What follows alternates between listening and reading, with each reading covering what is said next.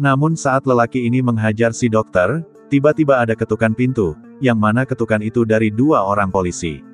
Lalu wanita ini langsung melaporkan si dokter, dan mengatakan ke polisi bahwa dokter inilah yang membunuh suaminya. Wanita ini kembali mengatakan si dokter sangat menyukainya, tapi saat si wanita mengabaikannya, si dokter malah membunuh suaminya. Wanita ini juga menceritakan kejahatan si dokter yang lainnya, yang dia lakukan kepada si wanita ini. Lalu polisi meminta bukti kepada si wanita.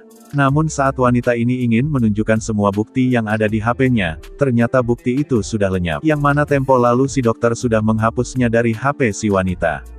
Polisi pun memarahi 2 orang ini atas tuduhan yang sama sekali tidak ada bukti.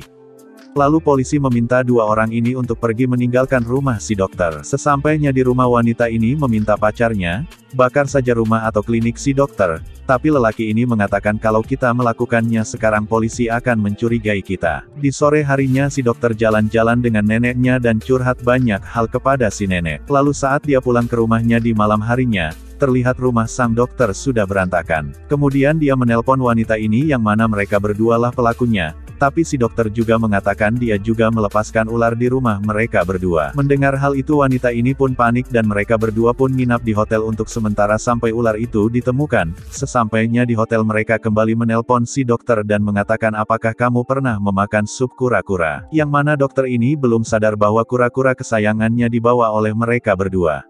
Saat si dokter mengecek CCTV yang ada di luar rumahnya. Melihat hal itu si dokter pun tambah sedih dan kesal kepada 2 orang ini. Di esok harinya selesai mengubur kura-kuranya, si dokter menelpon pembantu rumahnya yang ada di desa, dan menyuruhnya membersihkan rumahnya setelah itu ambil cuti selama seminggu. Di siang harinya dokter ini menemui gelandangan yang sedang mabuk, dan menyuruhnya untuk lapor ke polisi.